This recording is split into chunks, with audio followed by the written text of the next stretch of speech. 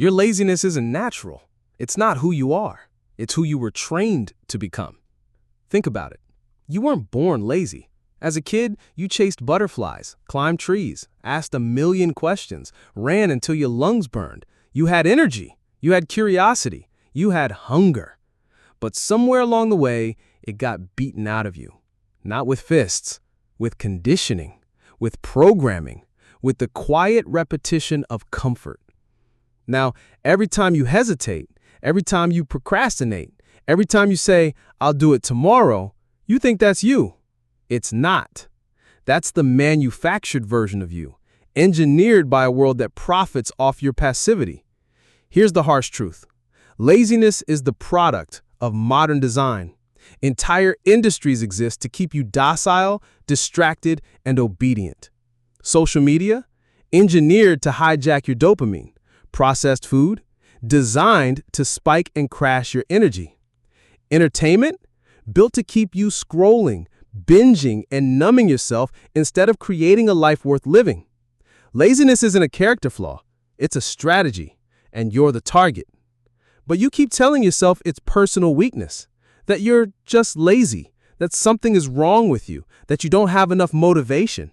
That's the lie. That's how they keep you trapped. Let me be brutally honest. Your laziness is manufactured because someone benefits from it. Companies profit off your attention.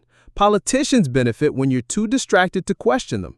Even people in your life benefit when you stay the same because your growth threatens their comfort. Here's a hard pill. If you stay lazy, if you keep obeying the programming, your future will look identical to your present. Same paycheck, same arguments, same excuses, same empty nights. Nothing changes until you decide to shatter the script. You think you need more motivation. You don't. Motivation is the carrot dangled in front of you. What you need is clarity. Brutal, in-your-face clarity. Look at your life right now. Are you where you want to be? Are your relationships magnetic, passionate, and alive, or are they lukewarm, built on convenience and slowly suffocating you? Is your career meaningful, or is it just a way to pay bills while you secretly die inside? Are you living, or are you distracting yourself until you eventually rot? That's not laziness. That's conditioning. Here's shocking truth number one. You're not lazy. You're overstimulated. Your brain is drowning in cheap dopamine hits. TikTok, Instagram Reels, endless notifications, porn, junk food, gossip. Each one gives you a tiny burst of pleasure, then leaves you emptier than before. And what happens when your brain is addicted to cheap highs? Real work, deep, meaningful, uncomfortable effort feels unbearable. Not because it's hard, but because your brain is broken. Shocking truth number two. Your environment has already made the choice for you. Look around your room, your couch, your fridge, your phone. Everything is designed to make the path of least resistance irresistible. You don't even have to choose laziness anymore. It's automated. And every time you obey that automation, the identity lazy person carves itself deeper into your mind. But here's the wake-up call.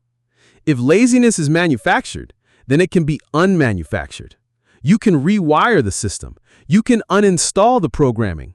And it doesn't take years. It takes one brutally honest decision. Stop being a consumer of your own life. Start paying attention to the little negotiations you make with yourself. Just one more scroll. I'll start tomorrow. I deserve to relax. Each one of those thoughts isn't yours. They're the echo of billions of dollars in marketing, algorithms, and design psychology whispering in your ear. Once you see that, laziness stops being your identity and becomes your enemy. And you can fight an enemy. Here's your first shift. Stop asking, how do I stop being lazy? Start asking, who profits from me staying lazy? Because when you realize your weakness isn't natural, but engineered, you stop seeing yourself as broken. You start seeing yourself as hijacked. And people who've been hijacked fight to take back control. That's the new frame.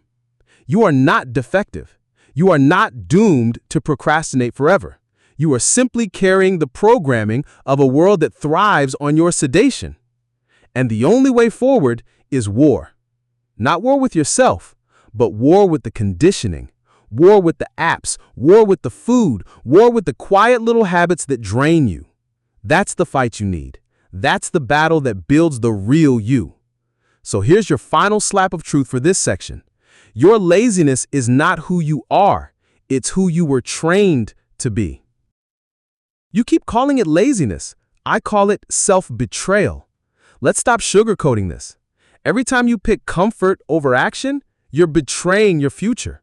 Every time you scroll instead of building, eat instead of training, sleep instead of studying, you are stabbing your future self in the back. And here's the cruel irony. You feel that betrayal every night when you put your head on the pillow. That's why you can't fully relax. That's why you wake up restless, tired, and ashamed. But here's the thing nobody told you. That feeling of guilt isn't punishment. It's proof. Proof that deep down you know you're capable of more. Proof that you've tasted your own potential and you're starving yourself of it. So let's kill the biggest myth right now. You're not lazy because you lack discipline. You're lazy because you've trained your brain to crave relief instead of reward. Think about it. Discipline isn't glamorous. It's boring. It's repetitive. It's uncomfortable. But the human brain is built to adapt to discomfort. Soldiers adapt to war zones. Athletes adapt to insane training schedules. Single mothers adapt to 3 jobs and no sleep. Humans can handle pain.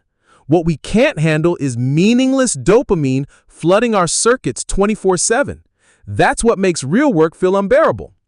Here's shocking truth number 3.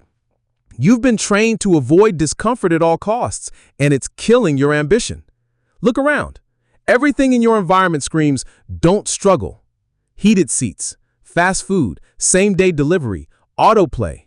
You've built a world where friction doesn't exist. And because of that, the smallest inconvenience feels like climbing Everest. That's why writing an email feels exhausting. That's why going for a run feels impossible. Not because you're weak, because you're drowning in ease. Want proof? Watch how quickly your energy changes when something excites you. If your crush texts, suddenly you're alert. If your favorite show drops a new season, suddenly you can binge 6 hours without blinking. Energy isn't the issue. Direction is. You can spend 5 hours on TikTok but can't spend 30 minutes on your dream? That's not laziness. That's conditioning. Let me hit you with a deeper truth. Your so-called laziness is destroying your relationships too. Nobody wants to say this, but attraction dynamics don't lie. People aren't drawn to passive, low-energy, excuse-making partners. They're drawn to movement, fire, ambition. And every time you choose laziness, you dim your own spark. You become invisible, forgettable, replaceable. Brutal reality. If you keep letting laziness run your life, don't be surprised when your relationships turn stale or people start respecting you. They're not rejecting you, they're rejecting the lifeless version of you that laziness manufactures. So here's the mindset shift. Discipline isn't about grinding, it's about freedom. You think you're choosing freedom by avoiding hard work, but that's the trap. Comfort is the most expensive prison in the world. Every lazy choice you make chains you tighter to mediocrity. Every discipline choice, no matter how small, is a brick in your escape tunnel. Want an example? Going to the gym isn't just about muscle. It's about training your brain to choose effort over ease. Reading instead of scrolling isn't just about knowledge. It's about rewiring your dopamine system to prefer depth over distraction. Saying no to junk food isn't just about calories. It's about proving to yourself that you own your impulses, not the other way around. Discipline isn't sexy, but it is magnetic. It's the invisible signal that tells the world, I can carry weight. I can handle pressure. I don't fold when it's hard. That's what makes people trust you, follow you, love you. That's what makes you dangerous in the best way possible. So stop asking, how do I get motivated? That question is poison. Motivation is temporary. Motivation is a spark. What you need is friction, real friction. You need to choose the path that hurts a little, that burns a little, that stretches you just enough to remind yourself that you're alive. Because when you stop chasing comfort and start embracing discomfort, laziness has no oxygen left to breathe. Here's your takeaway for this section. You don't need to destroy laziness. You need to starve it. Every time you give it attention, it grows. Every time you resist it, even in the smallest way, it weakens. Skip the snooze button. Turn off the autoplay. Do one push-up. Write one sentence. Don't aim for the finish line. Aim for the friction. And here's your closing slap of truth. Laziness isn't a personality trait. It's a habit. And like any habit, it can be broken, but only if you stop feeding it. Here's the truth you've been avoiding. Nobody is coming to save you. Not your parents, not your boss, not your partner, not some magical motivation that suddenly shows up one morning. If you don't fix this, you'll stay stuck, trapped in the cycle of wanting more but doing nothing. That's the most brutal part of laziness. It tricks you into believing you have time. You don't. Every day you delay is another day of wasted potential. And if you string together enough of those wasted days, you wake up at 40, 50, 60, with regret so heavy it crushes you. Think about it. Do you really want your future kids to look at you and see someone who's settled? Do you want your partner to secretly resent you for never stepping into your power? Do you want to stand at your own grave someday knowing you played life on easy mode and still lost? Let me rip off the Band-Aid. If you don't break free from manufactured laziness, your life will be painfully predictable. You'll live paycheck to paycheck. You'll settle for average love. You'll drown in distractions. You'll convince yourself it's not your fault. And then you'll die. Not from old age, but from never really living. Harsh? Yes. Necessary? Absolutely. Here's the psychological reality. Your brain craves consistency more than progress. It would rather stay in the comfort of Netflix and snacks than risk the discomfort of change.